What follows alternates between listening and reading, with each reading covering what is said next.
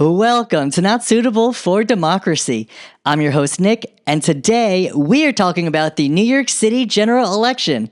It was a historic night right here in New York City, but also from coast to coast. Now, you could imagine the excitement and the enthusiasm that we were seeing on the ground in Astoria. Now, for this podcast, I'm going to be talking to residents and voters of the neighborhood to let you know what's going on with their thoughts on the election, voting, democracy, and of course, New York City's next mayor, Zohran Mamdani. Now, for those of you who don't live in New York City and didn't have the chance to vote for Zohran Mamdani for next city's mayor, I would love to introduce you to a few voters who do live here and did vote for Zohran Mamdani right here in the neighborhood.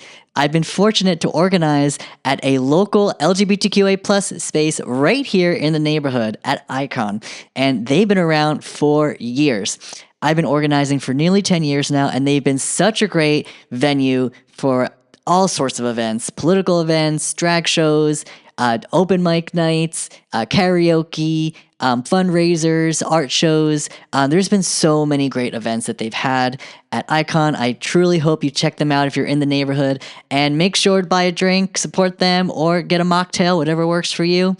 They've been super supportive of the work we've been doing, very supportive of the progressive candidates that we've not only had hosted events there, but even had speak at Icon for different events. So it's been a really great time, and I have to say it's been such a rewarding experience working with them. So I'd love to share this experience with you. So let's go to Icon right now so you can hear and experience everything going on so you're not missing out on what's happening on the ground right here in New York City.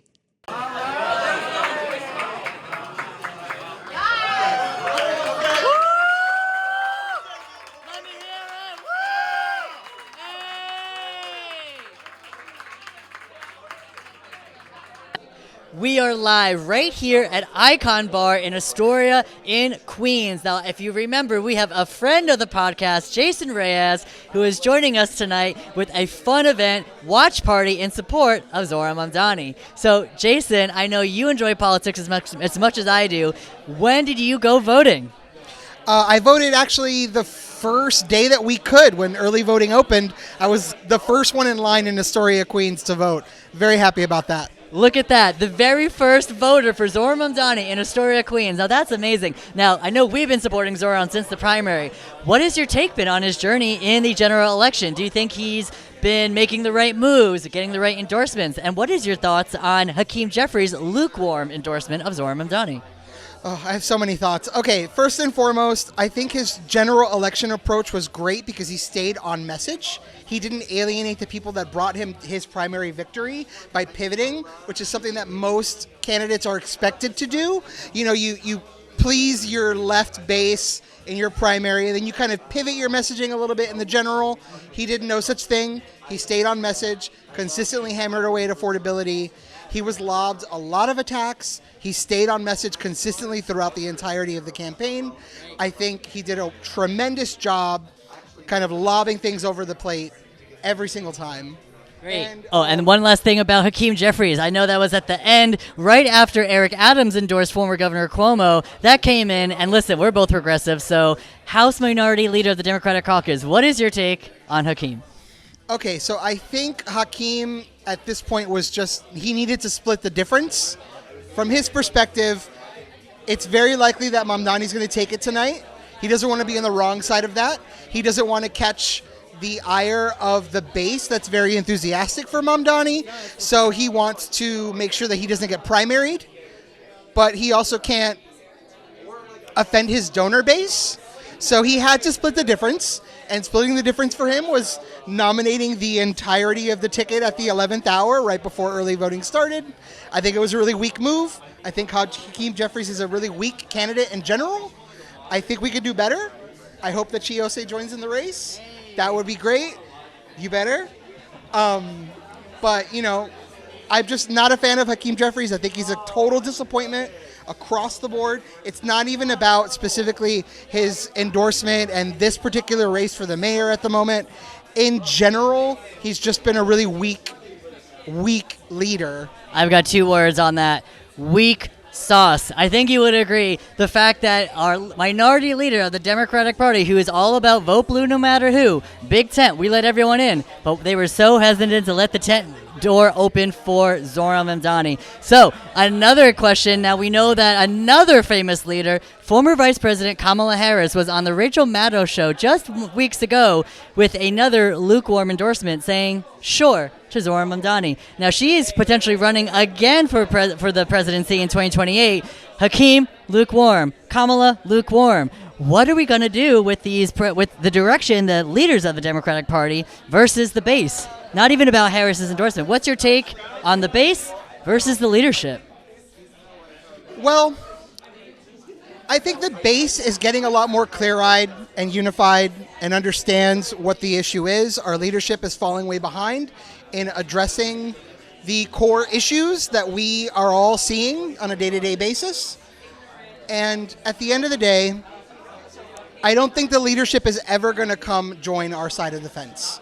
It's becoming more and more clear that they will do what they can to obfuscate from the fact that affordability is an issue, oligarchy is an issue, fascism is an issue. They're just not going to step on their donor base. They're just not ever going to cross that finish line. So we need to not support these people who are inauthentically trying to curry favor with us in order for us to give them our support. It's just can't happen anymore. Because that is not suitable for democracy. Jason, thank you so much for sharing your thoughts. Love to have you on the pod again sometime. But until then, let's watch the results for New York City's general election. Totally.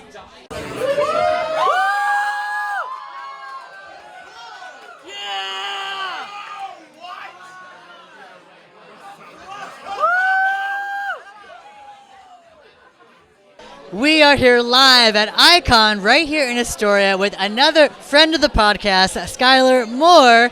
Now, if you recall, he was on an earlier episode as a former elected official as judicial delegate right here in Assembly District 36 in Queens of New York City.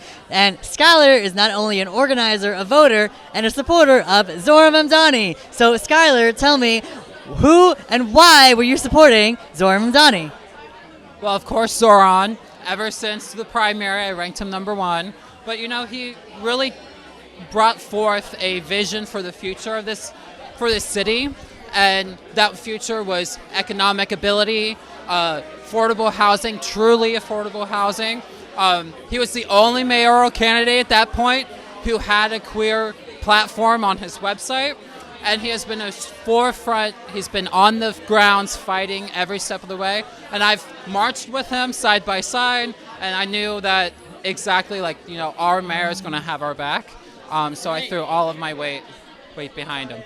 Amazing. Now, if you recall from an earlier episode during the primary election, Skylar and I had the opportunity to actually attend a Queers for Action event that had all the mayoral candidates and Zohran.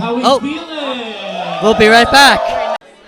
Well, that's what happens when you do it live, folks. The drag queen has entered the bar. Well, until then, I'd like to know, Skylar, now we know that LGBTQ issues have been a cornerstone of the Democratic Party's platform, and it was a huge talking point in the 2024 election, let alone now into 2025. For instance, the governor of Virginia's race had a Republican lieutenant governor who was looking to say that discriminating against gay people was not discrimination. Horrible. So we know that LGBTQ issues are at the forefront, but also are a talking point across East Coast to West Coast. So what is your take on where the direction of the country is headed with LGBTQ plus issues, especially in Democratic politics?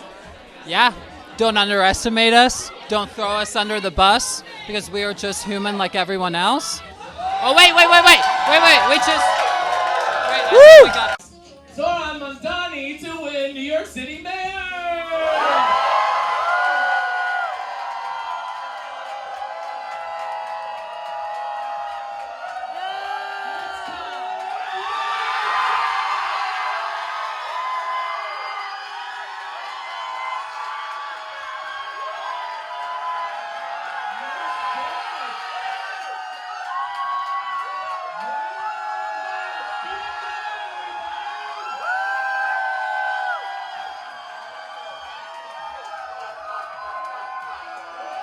Before we go any further, I would just love to say thank you. Thank you so much. If you voted in this year's election, it was historic and it meant so much that you were part of making history. And now this is when the real work begins because this is when we have to hold our elected officials, even the new ones, accountable so they can deliver on their campaign promises. You'll be able to help me make sure we hold them accountable by making sure you're involved in the political process, but also staying engaged with the news, and better yet, subscribe to Not Suitable for Democracy. We are on Apple Podcasts, Spotify, and YouTube. Don't forget to follow along for more news and content on Instagram and TikTok. I use the same handle for both, so make sure to follow at NSFD_pod. We are here live right outside Icon Bar in Astoria with one of my friends of the podcast, Darien Schulman, everybody. And he is a voter for Zohran Mamdani. So he's been in New York City his entire life. With that said, he's seen mayoral administrations, Giuliani, Bloomberg, de Blasio, right? And he is voting, and he voted for Zohran. So Darien, tell me a little about why were you supporting Zohran Mamdani, the next mayor of New York City? So as you're right, I've lived here my whole life. Let me give you an example. Let me give you just paint a picture. My first apartment was $1,100 for a studio in Park Slope, Brooklyn.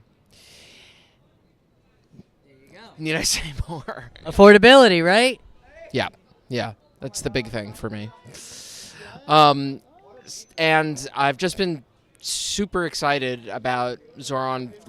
I've watched the campaign unfold for the whole year. I think it's just it seems like a new direction possibly for the Democratic Party to go to. Hopefully, yeah.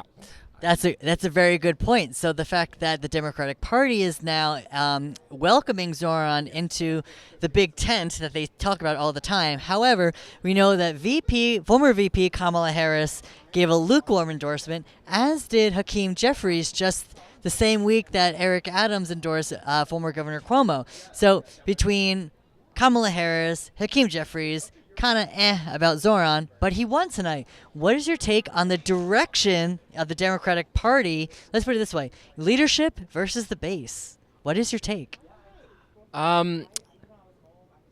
It's hard to say. I feel like Kamala and Hakeem Jeffries just represent a kind of politics that no longer is relevant anymore. The rules are completely different. People want material change. They want their leaders to be able to actually do things for them, and not just say that they're going to do something for them every 4 years. Language like access to affordable care doesn't really cut it anymore. I mean, we just got rid of the ACA subsidies, so obviously people are seeing these like 200, 300, 400% increases in their premiums. It's insanity, and Zohran really couldn't have come at a better time. That's very well said. The fact that Zohran couldn't have come at a better time, the fact that right now our country is going through a fascist regime takeover.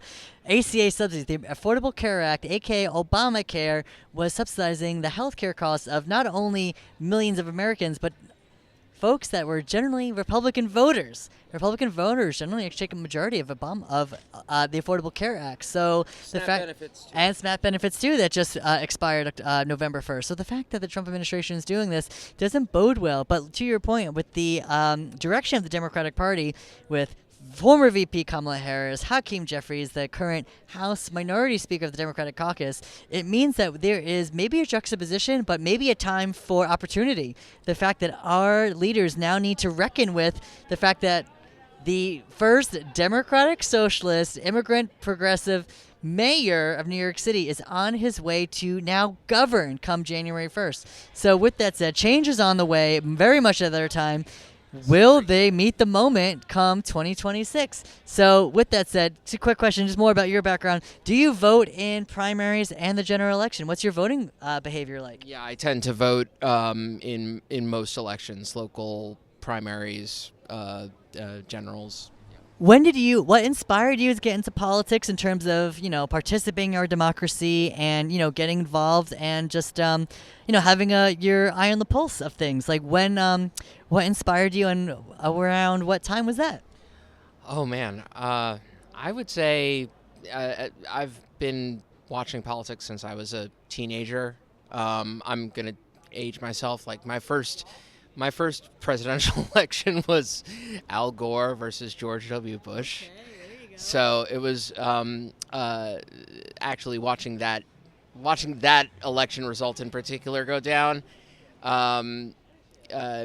made me really, really pissed off, and so I've kind of been following it ever since. And that's the thing, right? You said you were pissed off and you've been following it since. Maybe the momentum, as much as we saw Barack Obama with hope and change inspire a generation of voters, but it's also about the disenfranchisement. So maybe now is a good time, to your point, that we should get more involved, participate in our elections, and maybe this is when we really make change. So Darien, thank you so much for talking with us today on Not Suitable for Democracy, because this election tonight, that was suitable for democracy. Now, I hope you voted in this year's election because it was historic.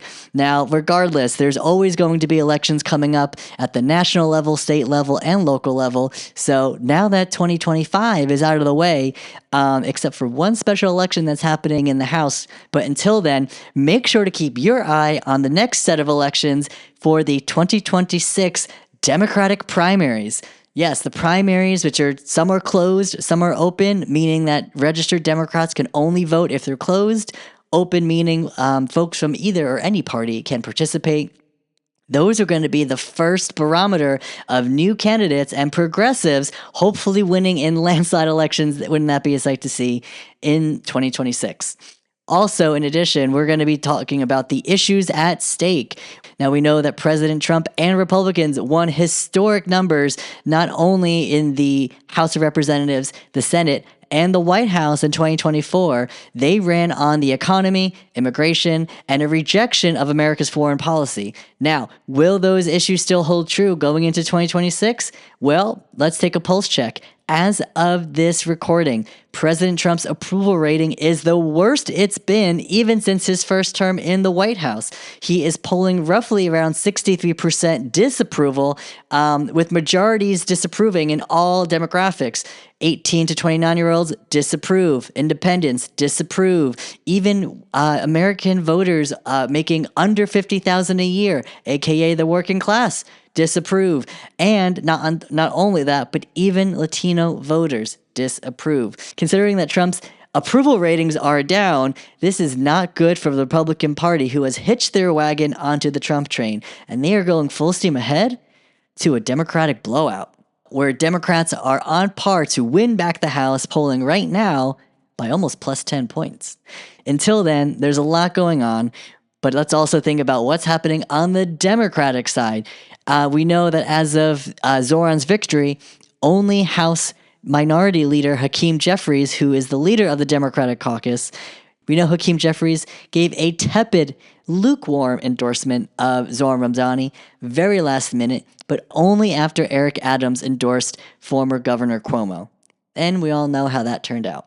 Needless to say, Hakeem Jeffries is saving face, and to be fair, if he wants to win back House control, it would be wise for him to embrace all voices in the Democratic Party, even the ones he vehemently disagrees with because he's paid to by AIPAC. So that being said, we need more progressives to run for office, right? If we can get money out of politics and run on an economic populist platform and vision, there's a real shot that Democrats can win back the House of Representatives, a small shot, but still possible for them to win back the Senate.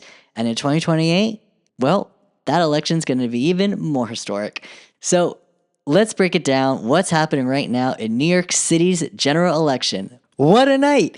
I had to film this portion of the episode after the election results so we could add some color and talk about them. So, with that said, Zohran Mamdani made history. Last night on November 4th, Zohran secured a majority of the votes. That is something President Donald Trump has never done. In the last election for 2024, Trump only won 49%, which is a plurality, meaning that he had enough people, but not a majority, which is 50% plus one. Now, Zohran, on the other hand, he did it. He had over 1 million votes. I think it was 1.03. With that said, that was more votes than all of the other candidates combined. Can you believe that? More than all the candidates combined. Zohran won with over 50% of the vote, making him one of the most popular mayoral candidates in modern history, especially in the 21st century. So, on top of that, now part of Zohran's win was in part by the Working Families Party. The Working Families Party is a third party, an independent and progressive party. They've been around since 1998 right here in New York, and since then they've been building coalitions and running candidates on progressive policy platforms such as raising the minimum wage, universal child care. Sound familiar? Their platform aligns so seamlessly with Zohran Mamdani's, so it only made sense that they would nominate him for their party's nomination in not only the Democratic primary back in June, but again in the general election. And with that support from the Working Families Party, that unlocked so many volunteers, even doubling down and strengthening his messaging, but also bringing out more people to vote. Now, why is it important about the Working Families Party? Well, in New York City, we have something called fusion voting. That allows voters, or actually candidates, to run on multiple party lines. So, for instance, Zohran Mamdani, he ran on the Democratic Party line because he won the Democratic primary, winning the party's nomination back in June. And then with the Working Families Party, they nominated him, so he was also the candidate for the Working Families Party. Now, he was on the ballot twice, in column A under Democratic and column D for Working Families Party. So what that allowed is for voters to actually vote for Zohran, but on the party they prefer. Full disclosure, I voted for Zohran Mamdani on the Working Families Party because now is a moment in history when we must send a message to Democratic leaders that they are not doing the work that needs to be done, they are not fighting back hard enough on behalf of the people, and the 2024 presidential election was disastrous. The fact that Democrats lost the House, the Senate, and the White House just proves that the people are not pleased with Democratic leadership. So to send a message to Democratic leaders like Chuck Schumer and Hakeem Jeffries, who did a horrible job supporting Zohran, the Senator Chuck Schumer, who is the leader of the Democrats in the Senate, he didn't even endorse Zohran Mamdani. He's been saying we need to have conversations. Yeah. He's talking to his AIPAC donors and his, wealthy donors, corporate donors too, and lobbyists who don't want to support Zohran. So I don't buy it. Chuck Schumer is listening to the wrong people. And same with Hakeem Jeffries. He is the House Minority Leader for the Democratic Caucus. Now, Hakeem actually did endorse Zohran the same week that Eric Adams endorsed former Governor Cuomo. So in order to distance himself, because remember, if you recall, Hakeem Jeffries gave Mayor Adams a quite high praise, saying that his mayoral leadership was courageous. The fact that Mayor Adams is even associated with the word courageous, for what? What has Mayor Adams even done? The only thing he can actually say he's done is just given Zohran more of a boost, because this city is not in good shape right now thanks to Mayor Adams cutting the budget. Sound familiar? Just like President Trump and Elon Musk with Doge, making all of those disastrous cuts that we're now feeling the ramifications from. So again, now that we have Hakeem Jeffries giving a lukewarm endorsement to distance himself from Eric Adams, now that Zohran won as a Democrat and as a Working Families Party candidate, Zohran had both the votes from the Democratic voters and the Working Families Party voters, which I proudly voted on the Working Families Party line. Again, sending a message to those knuckleheads in leadership that they are not doing what they need to be doing. With that said, super excited to have Zohran Mamdani as our next mayor of New York City. So again, He won with the majority of votes, over 1 million votes, more votes than all the other candidates combined, ran as a Democrat and as a member of the Working Families Party, and he made history. And that's our show. Thank you so much for tuning in. I enjoyed having you, and I enjoyed talking to so many great folks out there, and I hope you learned a lot, because at the end of the day, we're all in this together. And if you'd like to stay tuned for more news and updates, then make sure to subscribe to Not Suitable for Democracy. You can subscribe on Apple Podcasts, Spotify, and YouTube. Don't forget to follow along for more news and content on Instagram and TikTok. I use the same handle for both, so you can follow along at NSFD_pod. If you like what you heard and want to learn more, then make sure to tell your friends. When we have our channel grow, we can get the message out and make sure more people get involved and more people vote, because that can make or break the future of our country. And of course, remember, democracy is not suitable without you.